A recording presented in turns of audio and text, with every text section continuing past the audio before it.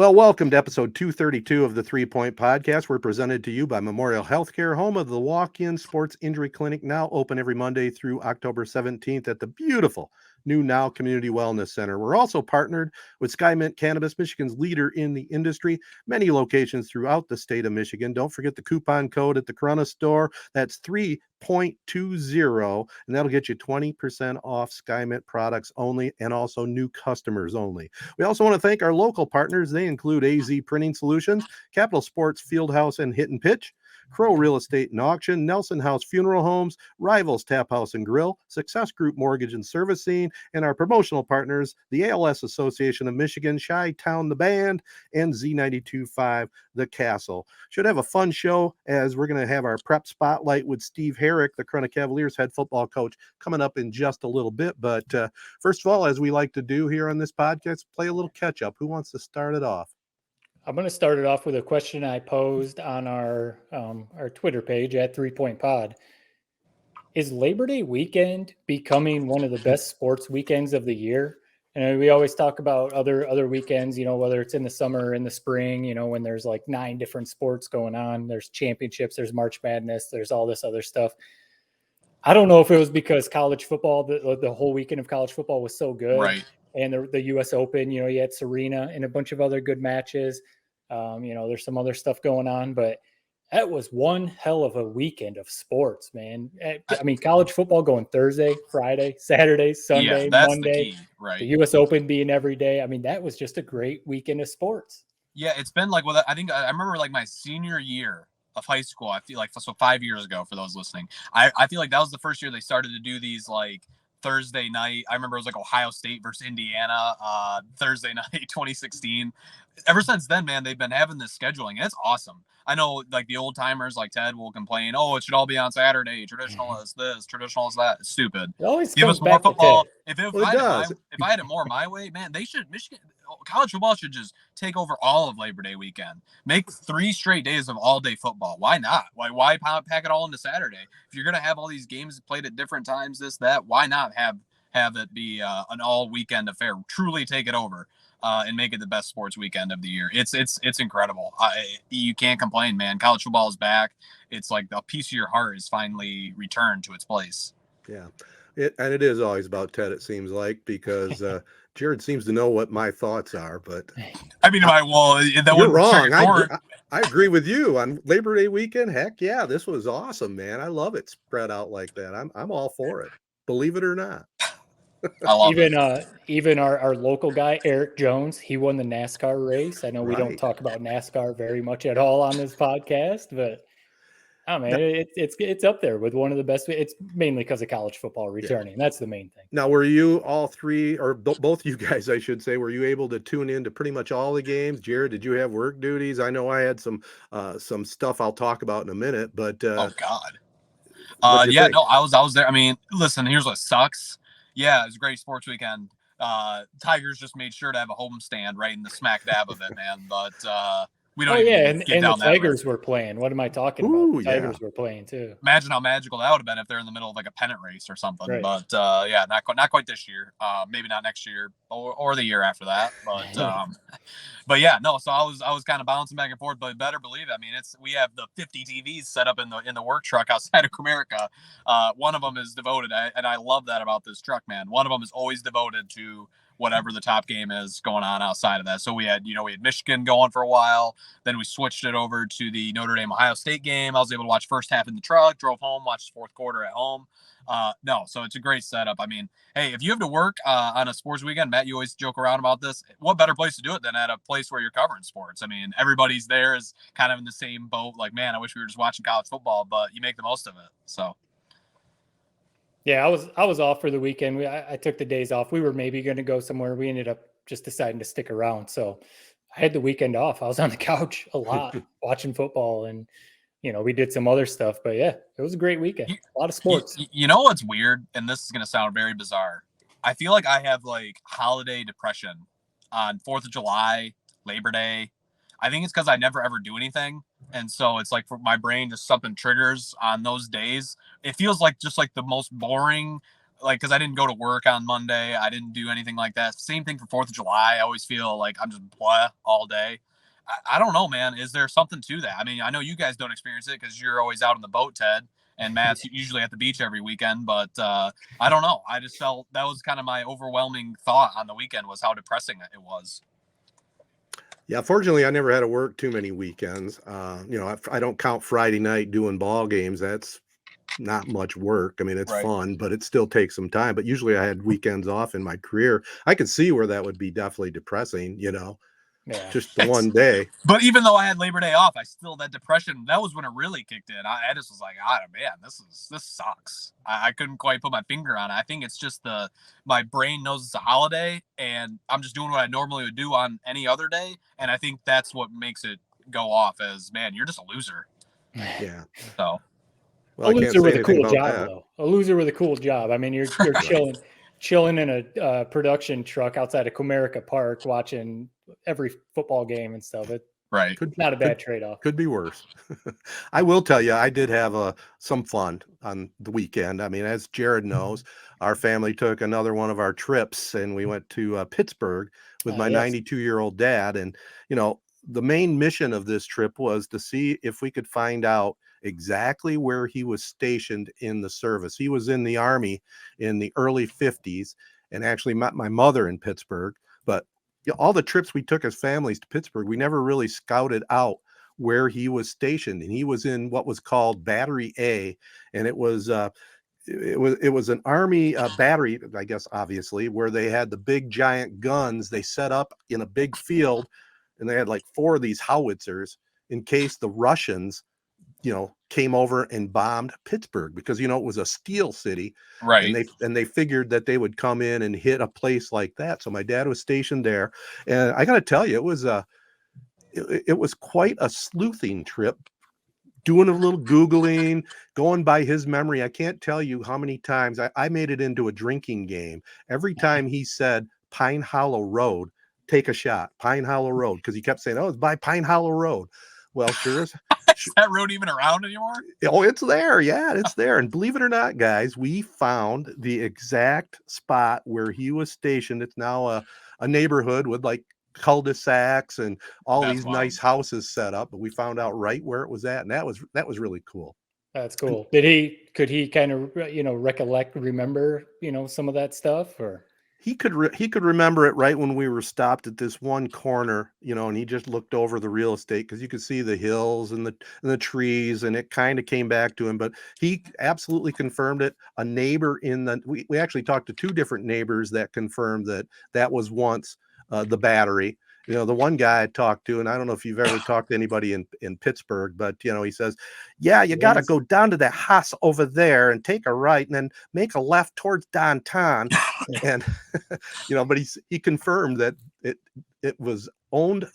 A dentist back in the time bought all that land from the government. So it was a cool trip. I know, Matt, you sent me a text about a restaurant to go to. We didn't get a chance to go there, but I didn't know this was the kind of trip. I thought you were just there like with your wife or something. But. Yeah, no, we had the whole crew, but we did have a great time. I have a cousin who goes by the name of the Blonde Elvis. He's an Elvis impersonator, but he's a very, very interesting dude. He's I don't even know how to describe his house. It's a museum. Jared, you've been there, right? Yeah, I mean, it's an old VFW hall that's basically been transformed into this party mansion. I don't even know how else to really describe it. Right.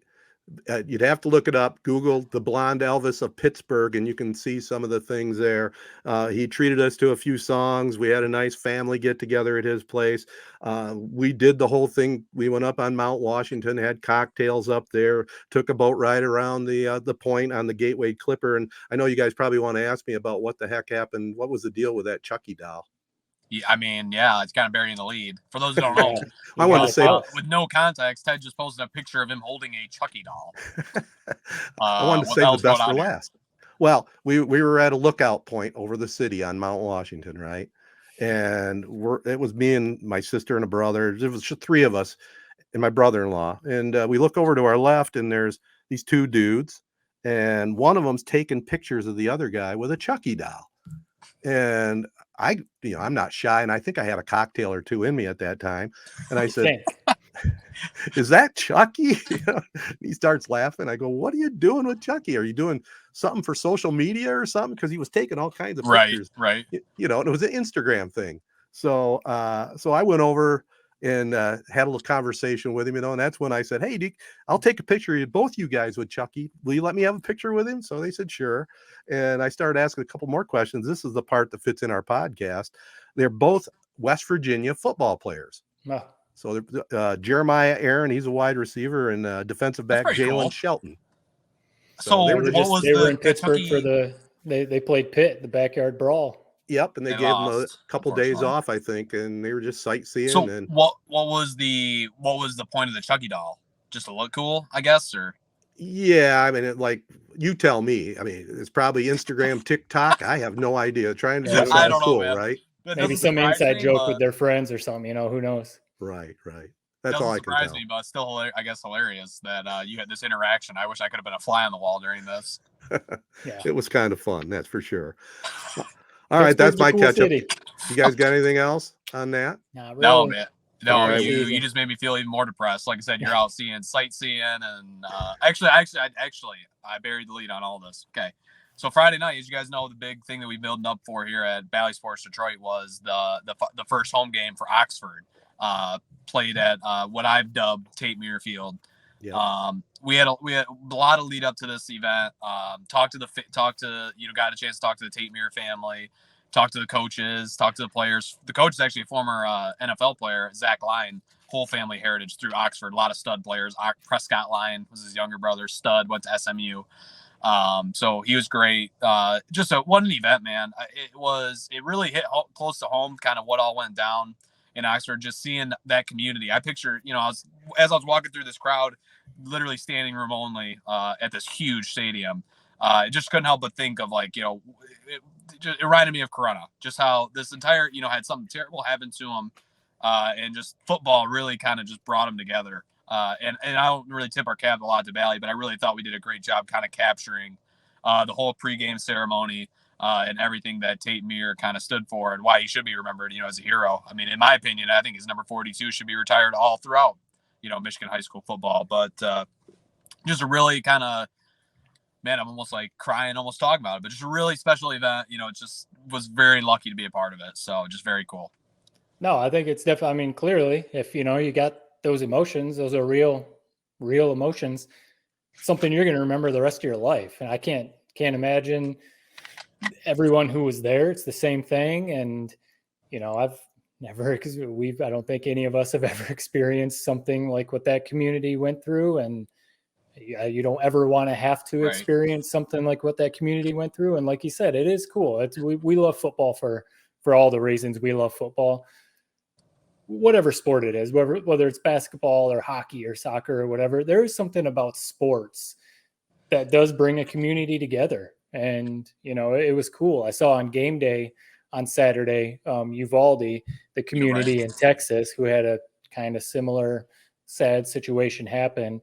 They had their first game and they highlighted Uvalde on game day. I was wondering if Oxford would get a little something on game day, but I saw the stuff you guys did on Valley, and you knocked it out of the park. It was and you say it's cool. It's not like cool. It's somber. I don't know. You captured it. What my boss always, kind of preaches to us is we're in the emotional transportation business. That's what he always says. Yeah. And when you look at it like that, I feel like our camera guys, I mean, I'm just a very small part of it, so I can't even really take credit. But just me being able to watch them do it, I really thought they really captured everything, all the emotion of that night. And it ended up being a great game. 17-14, Oxford gets the win. About as close as you can get to a last-second touchdown without it being a last-second touchdown. I think they scored with 2 minutes left, marched down the field. So just a great game. The student section storms the field after the game. I mean, Ted, I just know you just wish you probably were on the call for that one. So, But no, it was just a great event, and I'm excited to see what they do with the rest of their season. Well done, and that is quite the story for sure.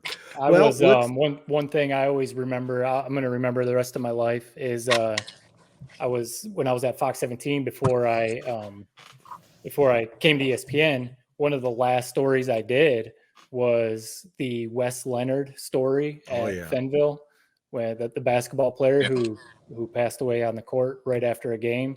And then they made a little bit of a run in the playoffs that basketball season. And yeah, I was there. I mean, I was there for like basically 2 weeks straight every day after that night. I remember everything vividly. I mean, it's going to be the same for you, Jared. I mean, it's whenever I see people talk about that story, I don't act like I was a part of the community, or I'm not like I was there. It's not like that. But I was like, I interviewed the coaches, I interviewed the players. I was right there at those press conferences. It's moving. It's pretty cool. Emotional transportation industry. That's what it is. That's what it is. I love that term. Yeah. Is that a term used at ESPN as well, or? Yeah, I've definitely heard that before. Yeah. Yep. There you go, Ted. That's one for the scrapbook. I'll steal it too. Yep. Every Friday. All right. Well, speaking of Fridays, we're going to go next right after this short pause. We're going to talk with head coach Steve Herrick of the Corunna Cavaliers. Well, it's time now for our prep spotlight presented by Capital Sports Fieldhouse and Hit and Pitch. We have this week Corunna's head football coach Steve Herrick on the line, out to a 2-0 start, looking pretty good. Hi, Steve. Welcome to the podcast, and let's talk a little Cavalier football. Hey, thanks for having me, guys. Appreciate it. I'll start with the first question right out of the gates. How's it feel playing on that new turf at the Nick? It feels great. As all of you guys, as someone who played on that field with grass and now to have it be turf, our kids absolutely love it. We like it. I like having it out there for practice every day too. So it's nice to have the lines, the hashes, the numbers. We don't have to put little lines here and there and guess where everything is. So it's a great field, and we're just happy our community did that for us. We really appreciate it. Yeah, that's got to be cool. And yeah, thanks again for joining us, Coach. And I just got to say something real quick. I know you've got an electric offense. You got a bunch of studs on your team right now. Just make sure none of those receivers break any of those records that are still standing from 2002. Get them all the way up there if you have to. All the way up there. Just don't let them pass any of those records. Yeah. No, there's some pretty important records back there from 2002. Jared tried his best to eliminate most of them for his guys. Right. So, no, we're trying to keep them around, but there's some really, really, really pretty outstanding players we have these days. So awesome. I like having them around. Yeah. So I kind of alluded to it. So anyone that doesn't know, Coach Herrick was my coach back in 2002 when I played. And that kind of leads to my question. What are maybe a couple things that you see as the biggest differences between back in 2002 when I was playing and today's game? Is it fitness? Is it just the style of play? Is it the social media, the scouting aspect? What are just a couple things, in 20 years that you've seen change? Yeah. Well, as far as the players are concerned, they still players are players and they get after it. I think the style of play, the offenses, you see the development of the offense from your guys. When we had it, when we go 3x1 back in 2002, people thought we were going crazy and being exotic. We'd jump around 3x1, 2x2. By the time you get to Jared's era, if you're not doing that, it's like you must be just running the wing tee and that's it. So it's just been the evolution of the game. A lot of kids, they just grew up playing 7-on-7s these days. So it's just a natural football is more of a space game these days than it's ever been.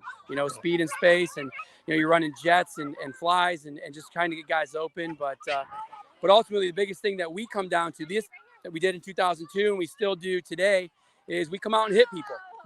And that's the name of football. You still got to be able to hit people and control the line of scrimmage. And that's what we've done the first 2 games. And that's been a big difference for us. So, but everything else, I do miss. This takes me back a little bit. Some maybe people don't know this, but way back in the day, we used to meet coaches on Saturday mornings, have a cup of coffee, exchange videotapes, and talk about and commiserate how our game went well or poorly. Now, half the time, you may not even know the coach because all you're doing is making an exchange over huddle. Right. And like Pinckney, I didn't even know the guy. I walk up to him, before the game, and I say, "Hey, Coach Carpenter," right? So I never met him, never seen him before. So it does change the game that way, at least. Yeah, definitely.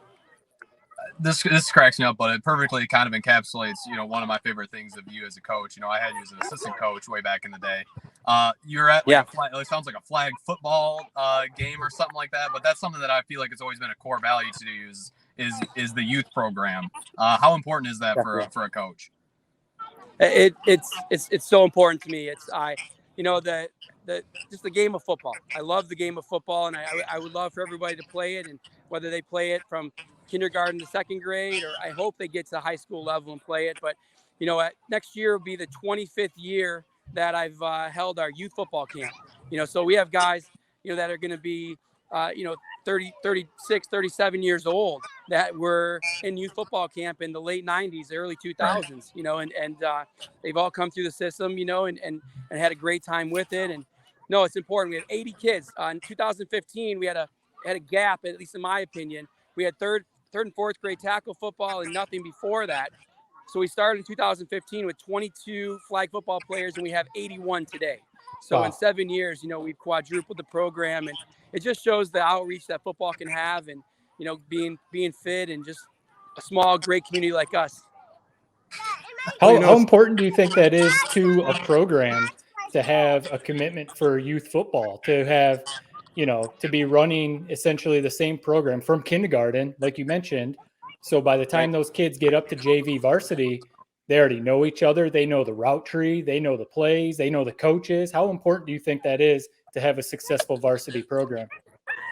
Well, I think it's definitely important. I think that when you look back through, a lot of our successful teams throughout the last, 20, 25 years, and once again, I'll point to your class, Matt, in 02. I'll definitely point to Jared's class coming through. And, as these kids, the kids in the groups that have stayed together and worked with each other and kept that consistent bond and work, have always seemed to be our most successful teams. We still have success, but those kids that have come through our youth program and gotten the coaching from our youth coaches all the way through our high school and varsity coaches, we've had some really great teams and great years because of that. So, that's one of the things that I've tried to stress, the consistency of that program. And because the goal for me is to make sure that however long I coach, however many years, although I feel I'm getting really old right now, but is to make sure that the foundation of the program and the consistency of what is Corona football, way back from Ted in the 70s and before, through myself in the 80s, to you in the early 2000s, Matt, and Jared in the teens, and now moving forward, just wanted to keep that consistent Corona football program and tradition going. Well, Steve, you're here working with all the youngsters, building that program as their youth so that they, come out on Friday nights and say, hey, I want to be a Cavalier. Well, your Cavaliers, your senior class, we know the junior class is fantastic skill-wise, but your senior leadership and some of your captains, why don't you talk about what they mean to your team? Oh, definitely. They're a glue. They're a smaller group, but they're definitely, they're an interesting group because they've always been in between. The group that graduated last year was pretty talented, and we started off slow last year, but we finished the district championship. Everybody's talks about the talent of the junior class, which is true. But these seniors that we have lots of great seniors. 4 senior captains: Peyton Tremere, multi-sport athlete; Xavier Anderson, a state level wrestler; Colin Thompson, a 3rd-year varsity starter at strong safety, oh man, I just went brain dead. I'm sorry. Too many names I'm throwing out here. But we have tons of seniors. We have guys that aren't even captains. Like Jake Nichols was a unanimous center for us last year, and he's not one of our 4 captains, but he's a tremendous leader for us in our program. So. A couple of the juniors that we've kind of teased a little bit are the Bauer brothers. You talked about how important the youth program is. I remember seeing those guys when they were coming through, and I always knew they were going to be very good when they finally did hit varsity. I want to talk about one specific part of their game, and that's on the defensive side of the ball, 2 defensive backs. You were a former defensive back coach, former defensive back in college at Alma. What's it like having those 2 guys in the back end? I mean, you got to feel pretty good sending the house a lot of the time, knowing those 2 guys are in the back end. Oh, yeah. As a former quarterback, Jared, the tough guys, when you have those fast erasers back there, and that's what they are. Right. Those guys, not only do they understand, not only they're fast and athletic, but they understand the game, and they understand what's being done to them, and they that's why they have 6 interceptions in the first 2 games between the 2 of them. They know where the ball's going, they read it, they see it, and they just make our defense better. we don't really want mistakes, but we can afford a few mistakes on the front end when those guys are going to come through and erase it on the back end for us. But I will say too, Parker Isham last week for us, Parker Isham was just a man. I mean, offensively, defensively, we had kids getting hurt. And he's a junior that came up last year and played in three playoff games for us. But boy, oh boy, last week against Pinckney, if we didn't have him, I'm not sure what would have happened, because he was obviously Wyatt had the stats, but the unsung guy that most people didn't pay attention to was Parker Isham. He was a stud last week. So he's a corner and a running back for us. Yeah. It's always cool to see people step up when they need to, when someone goes down and someone else steps up. That's definitely cool. I wanted to ask real quick about, you mentioned the junior class. So in 2001, when I played, we were kind of junior heavy. We had some seniors that were obviously good, but we were younger. And then, my senior year in 2002, that's when we had a good season. How important do you think it is? I mean, some of these guys on your teams were playing as sophomores. To have for those guys to have that varsity experience, starting experience, going into the playoffs, going deep into the playoffs. I mean, you're focusing on this year, but like looking ahead to next year, it's got to be like, man, we are going to be one experienced team. How important is that? Well, yeah, definitely experience. Experience is huge, and that's been the why I think we've been able to do what we've done so far. We played 3 extra games last year. We had all those guys. We have 2 guys that are sophomores right now. They're contributing big, AJ Brieger and Alan Merva. And those guys played 3 playoff games for us last year as freshmen. And so you take just them, and let's get into the guys you're actually talking about, those juniors that are now seniors, and those sophomores are now juniors. When we start in the summer in June, there wasn't a big curve there. You weren't starting at the square one. You were listen, here's where we were. Now let's advance that level. And you were there, as like you mentioned, as a junior going into senior. You knew the difference. You felt the difference, I believe. And I know Jared, because obviously just the most recent one. Same thing going from 2015 to 2016 for you. That where that starting point is so much higher, and then that allows you to raise that bar even higher as you move through the season than you would have the year before. So yeah, definitely. Right now we're way ahead of last year where we were, and next year hopefully we have that same opportunity, which I think we will. So. Well, Matt brought up the fact about the offensive receiving records, defensively interceptions. Go get it, boys. I mean, I want that monkey off my back, and that means the Cavaliers will be successful. Sure, I do. I will put it this way. I had some success with it, but these boys are far better athletes than I was back in the day. But the question I have for you, Steve, is, you got this one of your red letter games coming up this Friday night, Owosso. It's always on the schedule, highlighted. What do the Cavaliers have to do to continue the momentum going and maybe get past some of the distractions that go into this kind of game? Well, I will say this. The biggest thing is we have to focus on what we do, and that's the most important thing, getting better each week. Obviously, Owosso had a rough week last week against Charlotte. We've watched film of it. Our kids know that. From an Owosso standpoint, as far as what they do, they have a sophomore running back, number 3, that he's their number 1 ball carrier. So obviously we're gonna work really hard to stop him. Their quarterback, Hugh Doyle, I've known that guy. He's a great kid. I've known him since he was in 3rd grade. I like him a lot. I know they're trying to throw a lot more with him. So obviously we have some ability in our defensive backfield. We got to make sure we stay on top of routes there, and then just control the line of scrimmage. I believe we have very good offensive and defensive lines, and that's as a coach, that's a great thing for us to be able to say. I really appreciate that, and I work with them on a daily basis. So, basically you just got to come out and control the line of scrimmage, focus on what we do, and not all the other aspects of the game that fans and announcers and radio personalities like to focus on, and just come out and hit them and take care of business. That's what we have to do our jobs.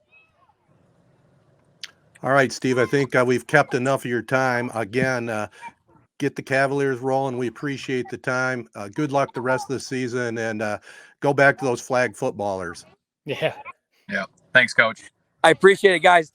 It's great seeing and talking to you all, Matt, Jared, Ted. Thanks a lot, guys. Appreciate it. Steve. Thanks, Coach. Bye-bye.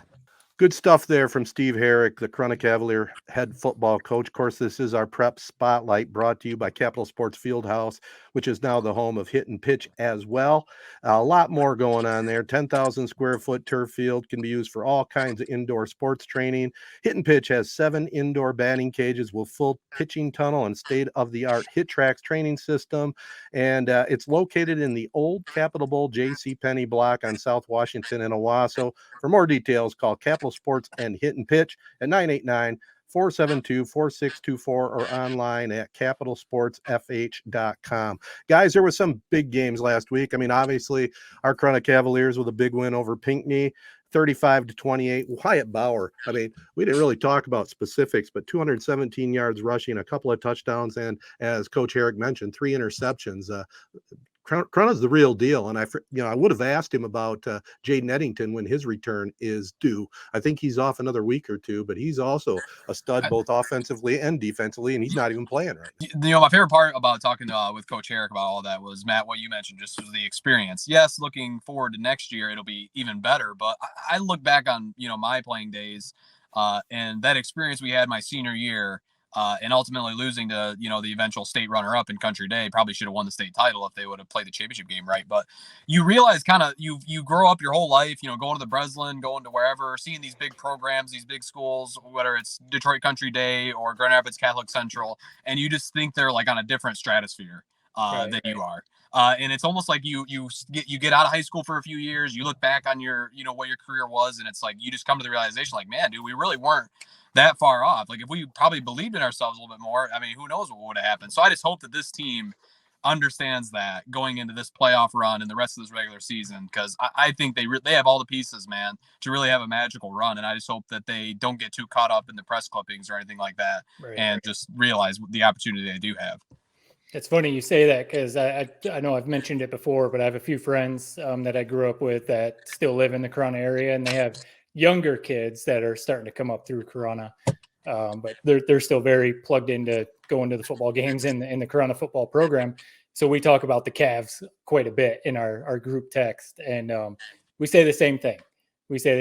Hopefully these kids, they're probably going to have an awesome year this year, make a run in the playoffs. Who knows how far they're going to go. Hopefully, obviously, injuries is a big thing. Hopefully, no one has any major injuries that sets them back. But hopefully, they can keep their head on straight. Keep working hard, man. You've got something in front of you that has never happened at Corunna. There's never been a state title. You've got an opportunity to be the first state championship football team at Corunna if you put in the work, keep your head on straight, don't get in any trouble, all that kind of stuff. I mean, we all remember what it's like to be 16, 17 years old. You want to have your fun and stuff like that. But when you get older and you start looking back, man, you don't want to ruin these kind of opportunities. So it's cool to see. It's really cool to see. Yeah, you brought up a good point there, Matt, because, right now they have it right in front of them. It's a matter of, Dan Campbell's doing it with the Lions. We'll talk about that, but focus on the task ahead. And that means another, 10, 11 weeks of nothing but football, no other distractions. I mean, girlfriends can wait. Football's more important right now. Here's a good lesson. And, it's like, because these guys, I feel like it was almost the same sort of way, probably same with you, Matt, when you were a junior, when I was a junior. Oh, it's like, just wait till next year. Next year. And I remember my dad used to always say, like, you don't know what's going to happen next year. I know it's like cliche or whatever.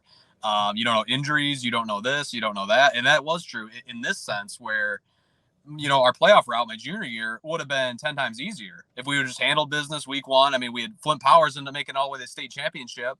And I don't think that they were world beaters, whereas in year two, you maybe have the better team, but then you get a tough draw. Right. So it's just one of those things you never know. Just seize the opportunity when you have it. And I know we're all excited about this team. Let's just hope they keep winning.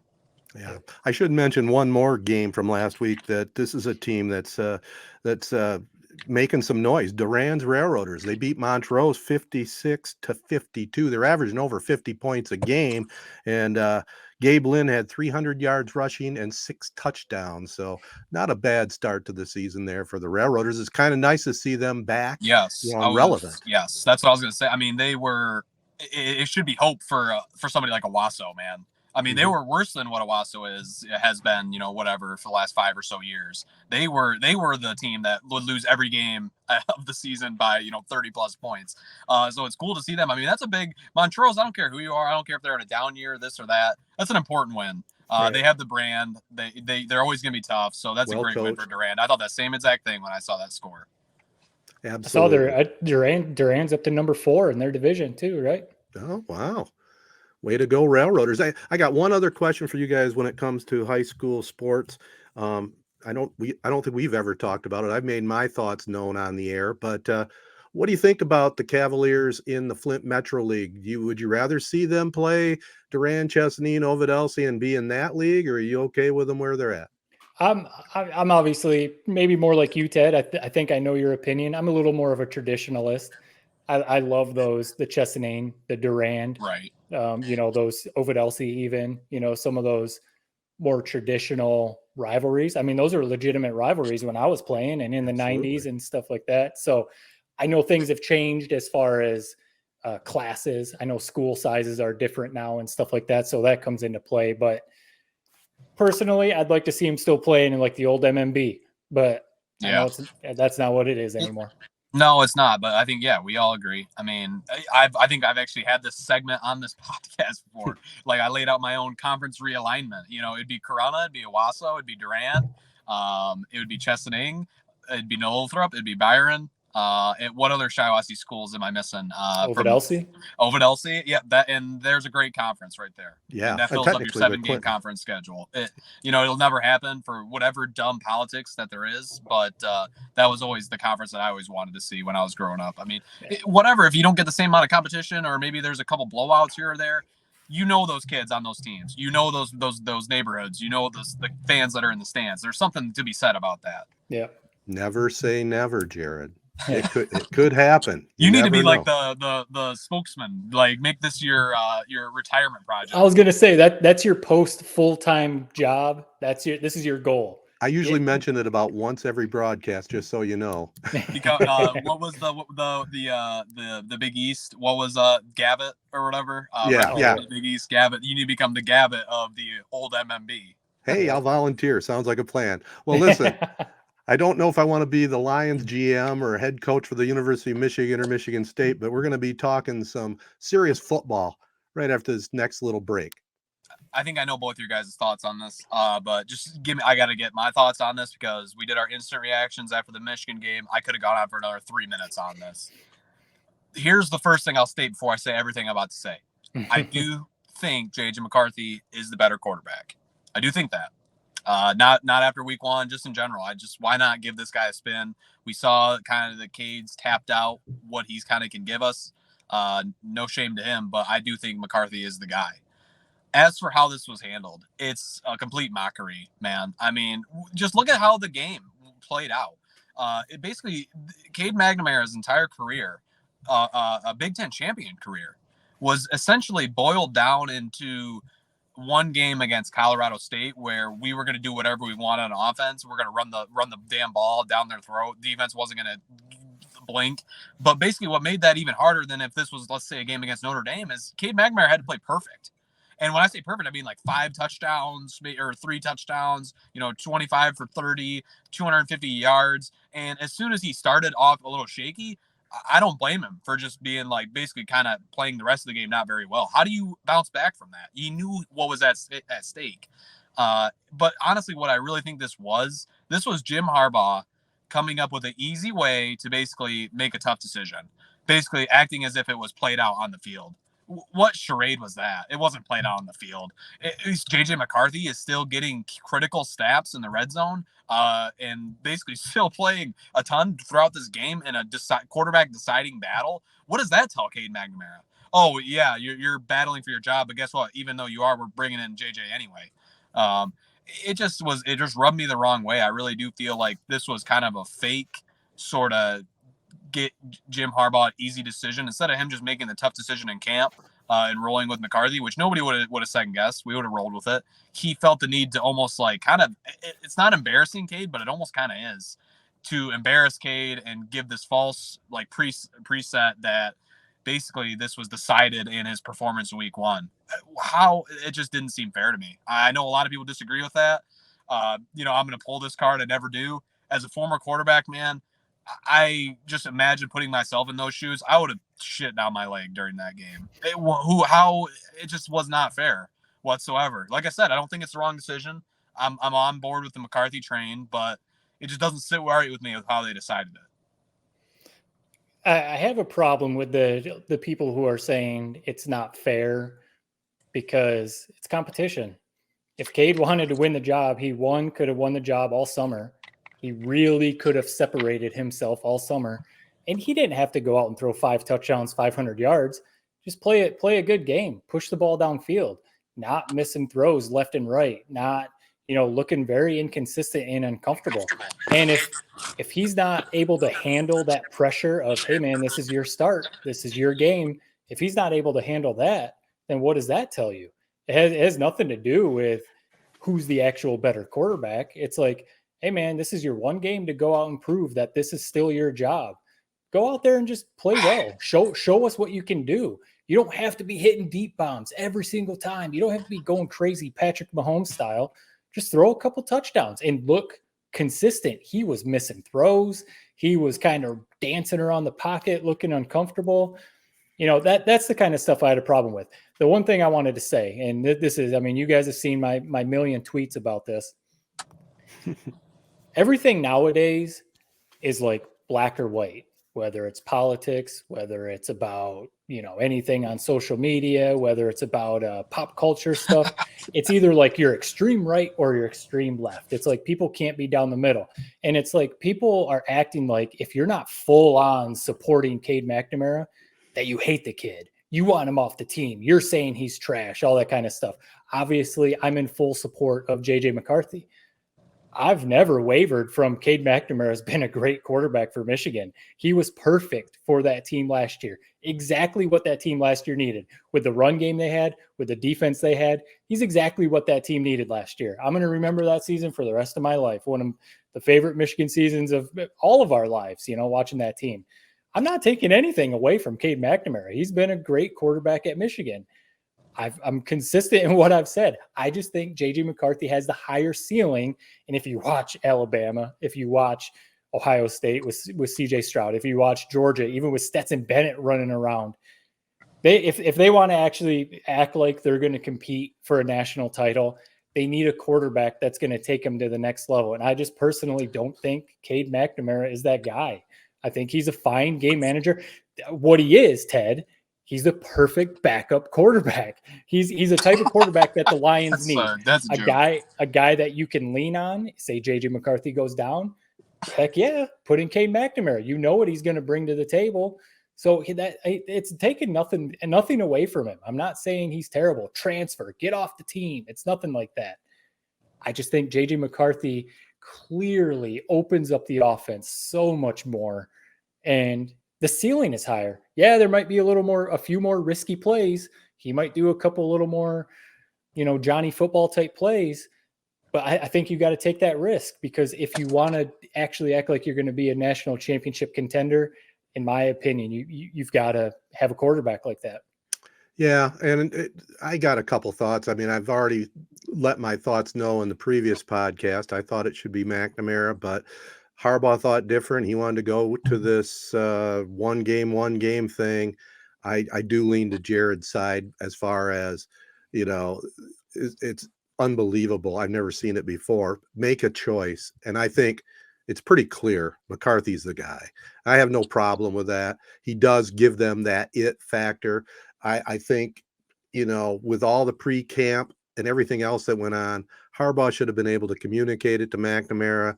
And if he would have risked him going into the portal, he would risk him over McCarthy for sure, right? Because of more of the upside. If he had the right kind of coaching, took him under his arm, said, man, you were a stud last year. We're going to go with JJ this season though, but be ready to come in there. I think that's how you coach.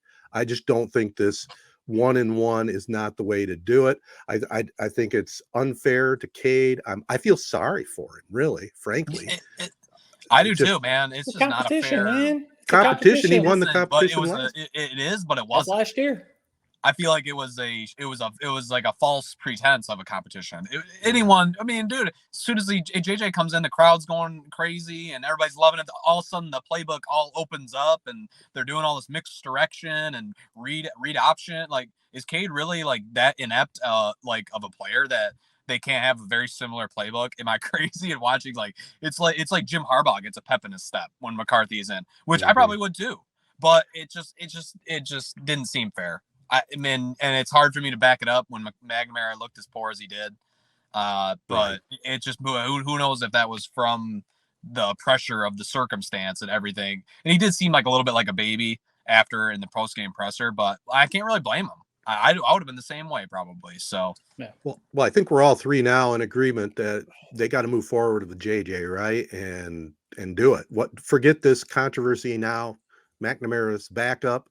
Go forward. JJ gets his what game. do you do if JJ comes out and this is not going to happen, but what do you do if JJ comes out and throws like 3 picks? What the hell do you do if you're Harbaugh? That then, puts you in a spot. Kind of like what I said last week. I mean, Harbaugh's been consistent in what he has said. It may be very unconventional and make no sense. He's never named a starter. He said all along, this is a competition. He came out with this, you get one game thing.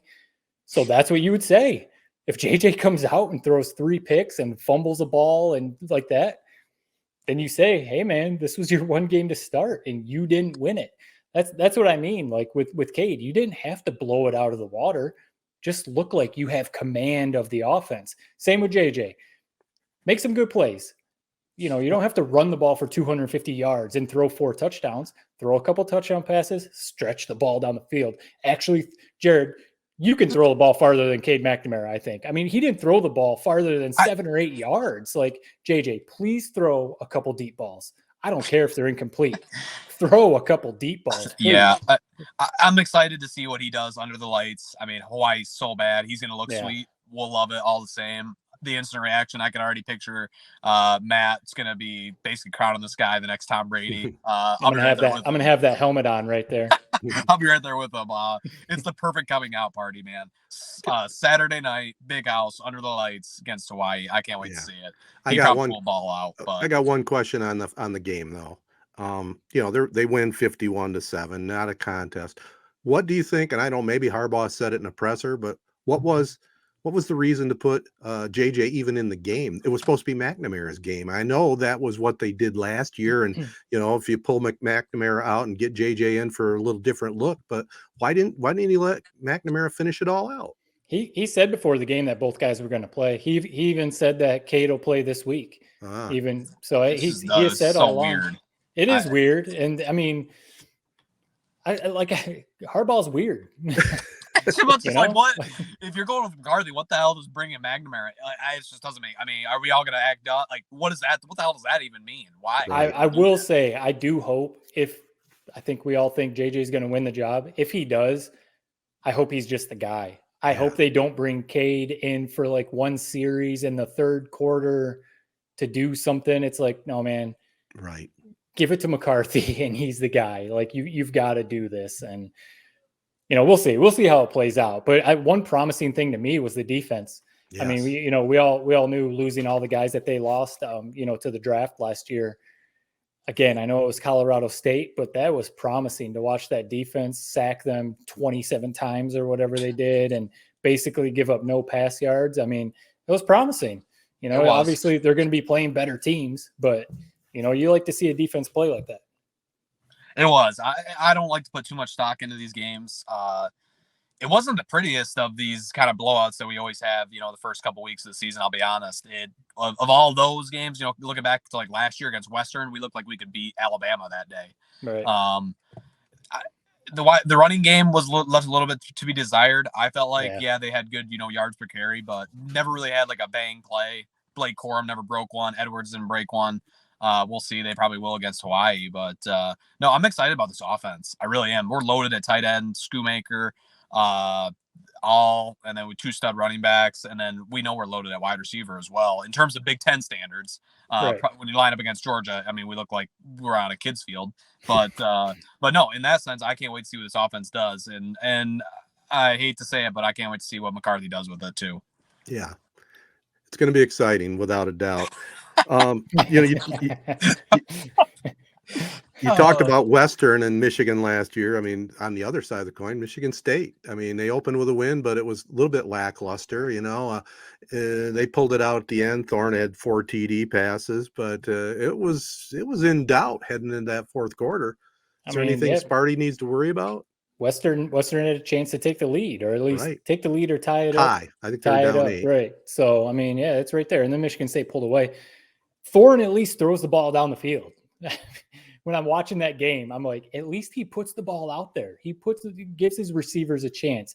I think obviously the big thing is they're having to figure out life without Kenneth Walker. That's going to take a couple weeks, best running back probably in Michigan State history, for that one season. So, they're figuring that out, but do they have anything to worry about? The Darius Snow injury, that's pretty big on their defense, but I think they'll be fine. I've been texting some friends and stuff. I've just come to, when people say, this might be a 7-win, 8-win Michigan State team, they're going to figure out a way to double-digit wins. That's just what Michigan State does now. I mean, that's just what they do nowadays. It's going to come down to their defense. I mean, that was a problem last year. Seems like it's probably going to be a problem this year. I mean, Western looked horrible. To be honest, I'll be honest, they looked horrible. Their quarterback literally looked like he weighed 150 pounds, soaking wet. It's like something he would have played in Ted's era. But again, back to Ted jokes, but no, it's like it just is. They didn't look great. The Peyton Thorne is kind of the one thing I'd hang my hat on if I'm a Michigan State fan. He didn't have a super good game, but I still just think he's a ball player. He put on the visor this year, so he's right. He's feeling confident as ever. That's what that means for Ted to read between the lines. But no, you can't put too much stock in this game. Like I said about the Michigan one, but they didn't look great. But they'll figure it out. They always seem to, and until they don't, I'm going to keep that belief. Like you said, Matt. I mean, it's 7-8 wins. That's what they want you to believe until they beat Michigan. At the Big House this year. So until we get through that Michigan State game, I'm not going to say too much negative about them. Because we know what happens every year against Michigan. Amen, brother. Before we get to Hard Knocks and the Lions and their opener coming up, how's this for a Saturday night? The gang all went to the Pirate game, and my dad and I sat in the hotel room, watched the Spartans knock back a couple margaritas, which, by the way, Jared, he really likes my margaritas, and switched it over, caught the tail end of Serena Williams' final match. I mean, it was enthralling watching her last 3 matches at the U.S. Open. I know we're mainly talking football, but I just had to get that out there. She definitely is a phenomenal athlete, a greatest female athlete probably of all time. Yeah, it was cool flipping back and forth. I was doing the same thing, Michigan State too. I actually, to be honest, I watched more of Serena just because, like you said, that game was a doozy too. Watching Western Michigan, I was just like, this is making me want to vomit. But it was awesome to see because you hear the Tomjanovich or however you pronounce her last name, who beat Serena, just talk about how she's been playing over 25 years or whatever. So like the lady who beat her grew up watching her, her idol. So like she said, like it's surreal to think that you're the one that knocked her out, over a career like that. It's got to be crazy. It was a great match too. Yeah, it was. Great interview too, because of, obviously they were going to grab Serena first, which surprised me a little bit, but the chick that beat her, I mean, she was all class. I think I tweeted it. I mean, it was an amazing interview all about Serena, and that's what it was all about. Yeah. All right, fellas. Go ahead, Jared. I just got to throw these 2 things out. These my 2 biggest takeaways from this weekend in college football, just in the grand perspective. One, Ohio State looks beatable, man. It has me licking my chops getting ready for that game. They talk about how great this offense is, how great this is. If Notre Dame can do that to their offense, believe me, Michigan can. So that just has me excited. I can't wait to try to run all over them again, just like we did last year. So that was a very pleasant surprise to see them look human. We'll see. They'll round into shape like they do every year. But that was a big takeaway. And then, man, Matt, I know you know who this is. Ted, if you don't, you got to go and watch this guy's highlights. Wow. Anthony Richardson, Florida quarterback, 6'3", 230, 4.3 speed. I literally watched a video of him pregame doing like a acrobat flip like that you would see like a cheerleader do. This guy is a super athlete. And I think he's the Heisman favorite after week 1. What a big right win now. against Utah. What an electric atmosphere that was at the Swamp. This guy has the makings of an NFL star. And then from what I've seen, I'd never heard of him until this weekend. But Todd McShay has him, basically projected to be a first rounder. If his season trends the way it did week 1, I wouldn't be surprised if he's the first overall pick. He is a star. You got to watch him against Kentucky. That's the game to circle this weekend. Yeah. Outside of Michigan, Hawaii, it's Kentucky versus Florida. This guy is a one-man show.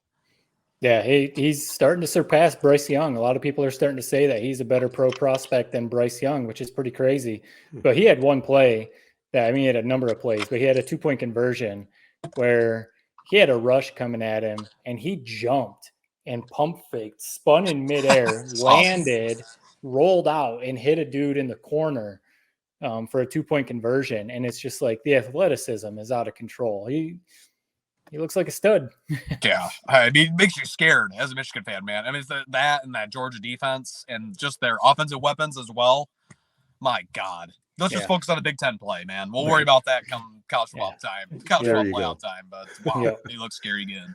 Well, speaking about that, I guess I was going to jump to the pros, but we got to have one final thought on the 12-team playoff. I don't think you're a fan of it, are you, Jared? No, I mean, I am.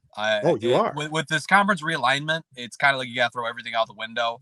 What made college football special way back when, honestly, the college football playoff kind of ruined this, was that, everybody had a chance. Everybody was good. College football is very equal, spread out. Basically, from what people smarter than I am, how it's been explained to me is because of the college football playoff and everyone's season basically relying on making one of those 4 slots. A lot of the recruits have gone to one of basically 5 schools: Ohio State, Georgia, Alabama, to name a few of them, man. So the fact that it's opening back in Clemson, that's the 4 right there. The fact that it's opening back up to 12-team playoff, basically what we see in like the NFL or something like that, man, it's going to make college football so much better. People will bitch about this new USC joining the Big Ten, this or that, but I think it's overall a great thing because now we just get what we've always wanted all along.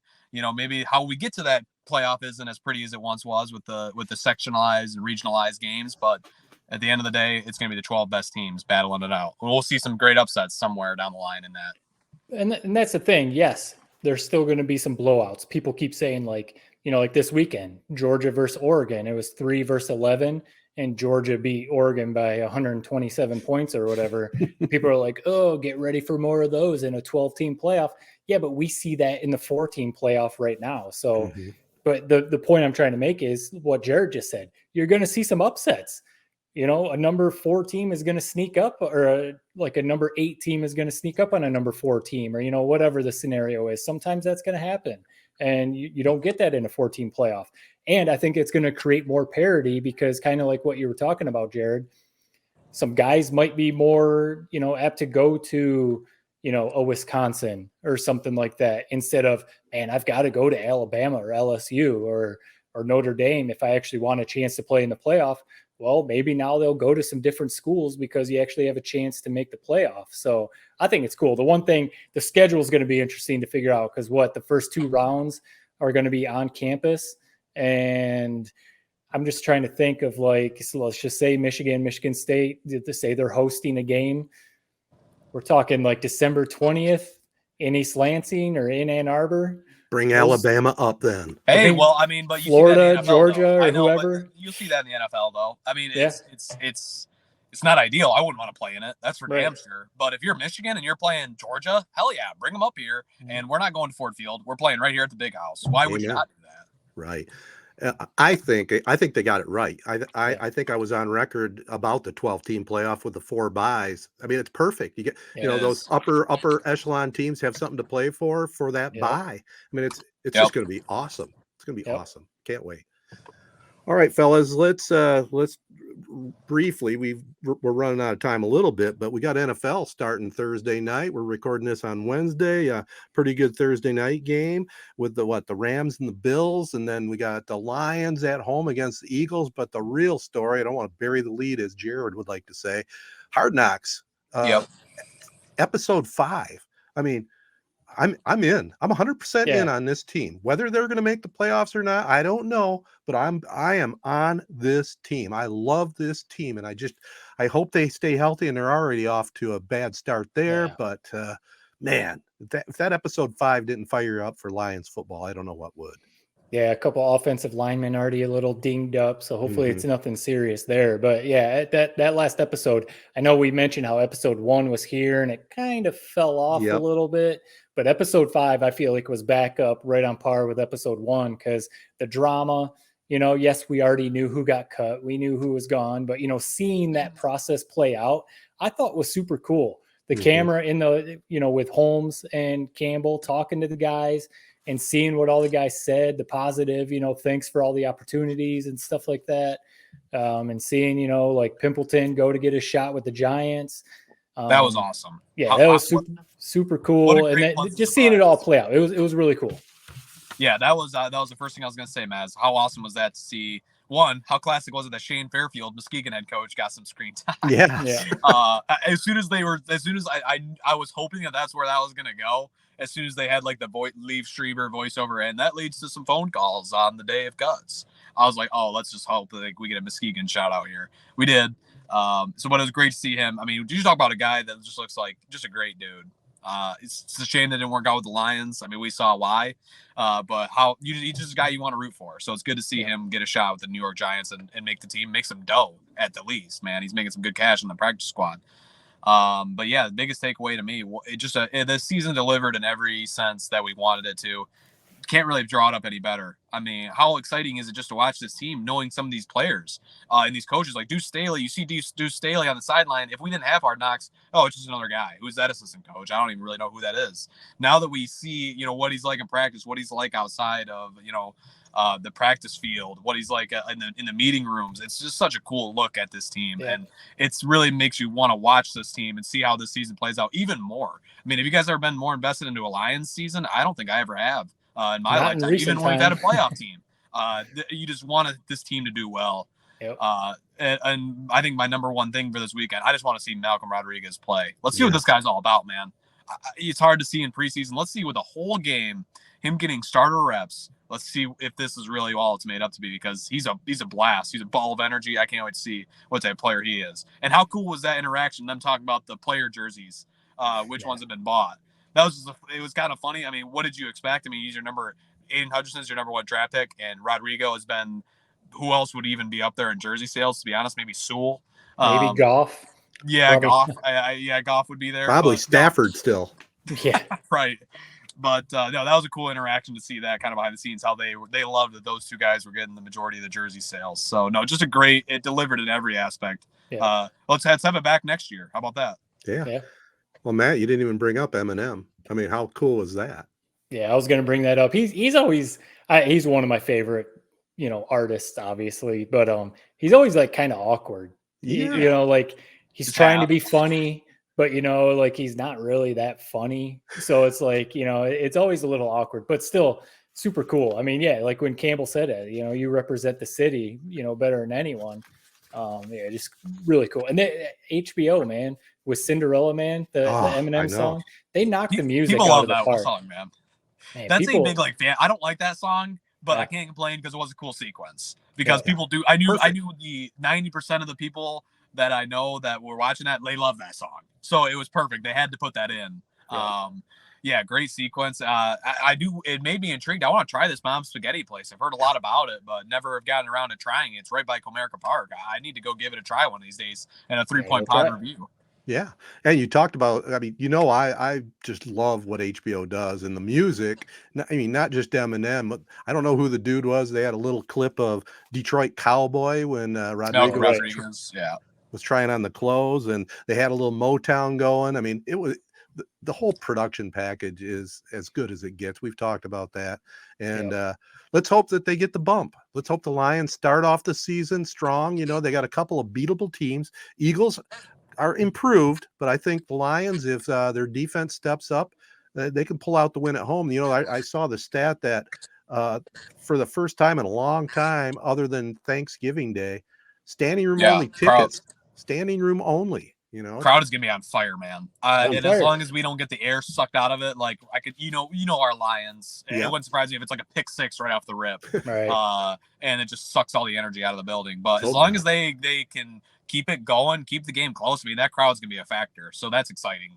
And that's the thing that we've kind of talked about that Hard Knocks does. Obviously, if everyone knows Aiden Hutchinson, so I was going to say, like, if Aiden Hutchinson gets a sack, Ford Field is going to explode. Oh yeah. But Rodrigo, I mean, without Hard Knocks, we wouldn't really know who this Rodrigo dude is. If he goes in and gets a sack, or say he gets an interception or something like that, Ford Field is going to just absolutely explode. So I mean, hopefully they get the Hard Knocks bump. They've got Philly. Then they've got Washington and then Minnesota. I mean, those are 3 very winnable games. And if they can, I think this team, because we know the Lions, I'm not saying they have to start off undefeated, 7-0. They can't start the season off 1-6 or something like that. They've got to be hovering around 500 all year. I feel like they've got to stay at like 2-2, 3-2, something like that. And not slip to like a 2-6, 2-7, and then it starts to really tail off. So you know what, this is and this is a little bit off tangent, but it just was like a spark in my brain how funny this moment was. You guys tell me if you thought it was funny. When the news came through that David Blau had been scooped up by the Vikings, Dan Campbell was like distraught over it. Dude, you just picked up Nate Sudfeld, doesn't know a scratch of this offense. And basically just replaced Blau in the matter of seconds with this guy that you just met an hour ago. Now you're all distraught because somebody else picked him up. I just thought that was kind of a funny little interaction. Like, oh God, we lost him. They wanted him back on the practice squad. Yeah. He might have been playing that up for the cameras a little bit, but I thought that was funny too. Well, you would have thought he was freaking Michael Vick, man. I don't know. It just was hilarious how that panned out. Yeah. Well, he took whatever knowledge he has of the playbook to Minnesota, but that's week 3. That was kind of a funny, man. I hate Blau. That just really cemented it, man. That really did. Going to a divisional rival. Yeah, that is true. I didn't actually think about that. He's going to be like playing scout team quarterback and be Hell like, yeah. yes, I know their whole playbook. Right. Absolutely. That's okay. Bring it on. Bring it on. Whatever. All right. Well, go Lions. Hashtag since 57. Let's get off to a good start against the Eagles. And we have plenty to talk about, boys, as this season goes through. Football, college football, in the NFL and the Lions. Let's hope they get off to a good start, like you said. I think we made it through another one, fellas, don't you? Anything else? Sir. All right. Hopefully, we didn't really mention it, but that Corona Owosso game, man. I know you've called every single one, Ted. Every one since 97. Yep, I know Owosso obviously is down right now. Corona might kind of blow them out a little bit, but there's something about that. It's such a cool game. Corona versus Owosso. I don't know why we've said it before. They should have always been playing that game. Yeah. I know there for a while Owosso was quite a bit bigger than Corona, but it's such a cool game. It is, and it's funny you mentioned that because this has been a big argument actually around the office because we're covering the Brother Rice versus Detroit Catholic Central. A lot of people in this office went to Orchard Lake or Brother Rice or Catholic Central, so they view this like rivalry between these two teams as like some crazy like awesome rivalry. And I'm just like I'm arguing with these guys like, dude, just because you have NFL players playing these games doesn't make it a great rivalry. Nobody's in the stands. Nobody even knows about it outside of this little Catholic league. What makes a great rivalry is these two teams freaking hate each other. And they're posting, pictures in the weight room, flipping off Corona. I remember that from a few years ago. Yeah. And no matter how bad the teams are, it's going to be a packed house every day. And it's a neighborhood feel. That's what makes that rivalry special. That's what makes high school football special. That's a rivalry. Yes. I don't care if the teams aren't good. That's a rivalry. Yep. Amen, brother. Amen. By the way, I was going to mention it when Steve Herrick was on that I'm kind of like Kevin Bacon. There's like 3 degrees of separation because I broadcast him as a high school player. I broadcast Matt as a high school player and Jared. Isn't that strange? That's funny. That's all weird, right. man. I'll leave it at that. No, hey, that's cool. You could probably say that for a lot of people going through Corona. Oh yeah. starting to be on the 3rd generation now. I don't know. It's about time to hang it up. But anyway, I don't think I'll hang this up as long as you guys put up with me and our listeners. I just want to remind them this has been the 3 Point Podcast presented by Memorial Healthcare. Check out the walk-in sports injury clinic every Monday through October 17th at the new now Community Wellness Center, and also Skymint Cannabis, Michigan's leader in the industry with many convenient locations throughout Michigan. Use the coupon code 3.20 at the Corunna store for 20% off your first purchase. Follow us at 3 Point Pod. Spread the word. Make sure you let all our great local partners know you listen in and enjoy the program. They include AZEE Printing Solutions, Capital Sports Fieldhouse and Hit and Pitch, Crow Real Estate and Auction, Nelson House Funeral Homes, Rivals Taphouse and Grille, Success Group Mortgage and Servicing, and also the folks at the ALS Association of Michigan, Chi-Town, and Z92.5 The Castle. Again, special thanks to Steve Herrick of the Corunna Cavaliers. You can follow him at Steve Herrick 5 or at Corunna Cavs FB. And just a reminder, this episode of 3 Point Podcast was recorded at StreamYard.com. So until next week, everyone, don't forget Friday night, it is Owosso at Corunna on Z92.5 at right around 7 o'clock, as I mentioned. So until next week, so long, everybody. We'll talk to you next time.